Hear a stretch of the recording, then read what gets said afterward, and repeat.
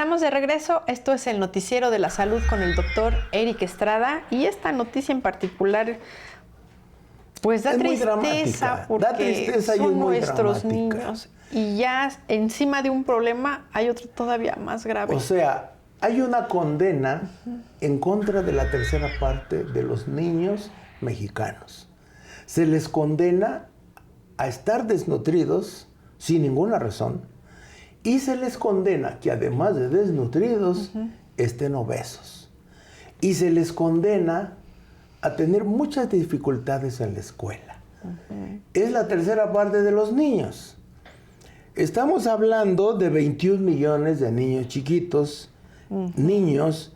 Estamos hablando de un 32% mínimo de pobreza y desnutrición.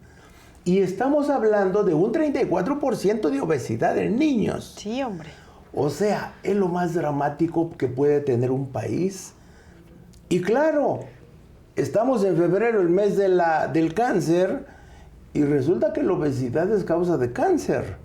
Y resulta que México es primer lugar. Uy, pues sí. Así que es muy fácil predecir que los niveles de varios tipos de cáncer van a aumentar. Claro. Y eso es una desgracia nacional. Y claro, vamos a ver... más en niños, aparte. Sí. Es lo que más duele. Vamos a ver la opinión del doctor Arnoldo Krause, una de las mentes brillantes de este país, que hace un análisis de la pobreza, de la infancia y la desnutrición y la obesidad. Uy, pues acompáñenos y escuche con mucha atención. El Fondo Internacional de Emergencia de las Naciones Unidas para la Infancia, la UNICEF, de la ONU, entre otras organizaciones, destaca: primero, desde el 2014, más de 21 millones de niños y adolescentes viven en situación de pobreza, de los cuales casi 5 millones viven en pobreza extrema. La actual administración federal ha dado a conocer que estas cifras se han reducido en 2 millones. Es decir, la pobreza se ha reducido en la presente administración en el 1.7%. Segundo, la desnutrición crónica en zonas rurales de México es del 21% y el 11% en zonas urbanas. En total, 32%.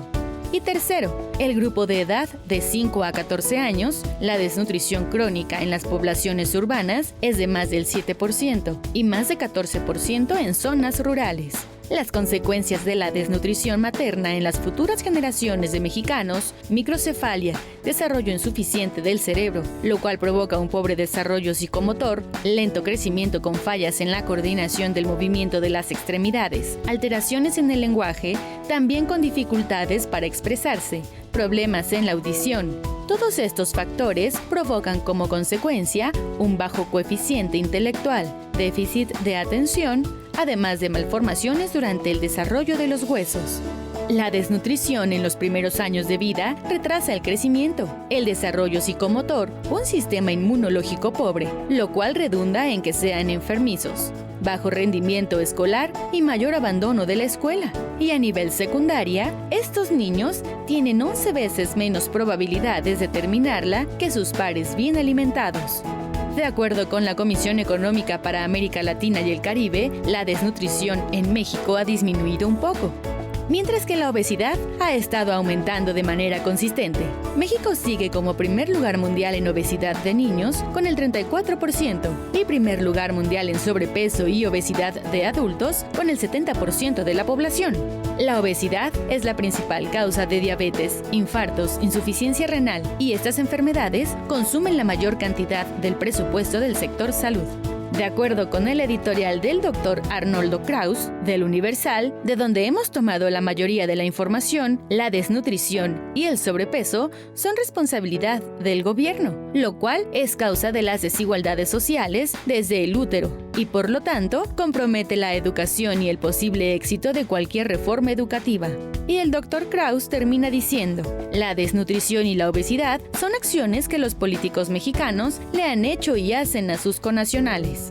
Nosotros desde este noticiero de la salud seguiremos insistiendo en los daños a la salud del pueblo mexicano que ha provocado el plato del bien comer, razón por la cual debe ser sustituido de manera inmediata por la pirámide que propuso el Instituto Nacional de la Nutrición de la Secretaría de Salud de México. Pues Pues sí, es devastador. Digo, es la tercera parte de los niños, quiere decir que va a ser la tercera parte de la población del futuro. Esa población no tiene futuro. No tiene futuro. Está desarrollando cerebros no completos. Está desarrollando una generación de unos, se habla ahorita de 21 millones de niños desde el 2014. Ahorita está llegando a los 30 millones de niños sin futuro. Cuando vayan a la escuela, no van a aprender. Si ahorita nos dieron el dato que el 80% reprueba matemáticas en la secundaria. Del 80, sí. De toda la población. O sea, urge una reestructuración, una reforma educativa. Pero si no se atiende lo básico. Claro. Lo básico es que el niño primero se amamante, la mamá esté bien nutrida, en el embarazo se desarrolle y luego en la infancia, que son los primeros 5 años los más importantes de la nutrición, esos 5 años, estos niños comen cereales refinados. Estos niños, además de desnutridos, están obesos. Es una tragedia. Porque aparte, como padre, lo que menos vas a pensar si ves a tu hijo gordito es que esté desnutrido. Claro. Y claro, el doctor Arnoldo Kraus, editorialista del Universal, hace un análisis muy completo a partir de los datos que da la UNICEF, que usted ya escuchó. La UNICEF es el Fondo Internacional de Emergencia de las Naciones Unidas para la Infancia, la UNICEF de Naciones Unidas, y llama la atención del desastre nacional en México. O sea, ya lo ven venir, pues. Y claro, la actual administración nos dice que redujo la pobreza en 2 millones de personas. Sí, pero ¿y los demás? Eso es el 1.7%. Ese es el avance de esta administración. Y claro, todos los especialistas critican severamente a los gobiernos que no hacen prácticamente nada. Y además sería simple, ¿no? Claro, estadísticamente 1.7, para que sea significativa la diferencia, debe de ser mínimo 5%. Uy, aún así es muy poco, 5%. Doctor. Bueno, pues es 1.7, la mejoría social que ha habido en esta administración. Así que, señores gobernantes, se puede hacer mucho. Por ejemplo, promover los alimentos de la milpa. Claro, de nuevo. En zonas urbanas. El problema es que el 80% de la población vive amontonada en las ciudades y de ese 80%, la tercera parte es gente muy pobre que lo único que come es chatarra y refrescos. Válgame. Obviamente con esos alimentos es imposible que la infancia tenga un buen desarrollo. Claro. Y ahora, finalmente con frijolitos y tortillas. Sí, Naciones Unidas le dice a México: tienes que promover los alimentos de la granja para esa tercera parte de niños desnutridos.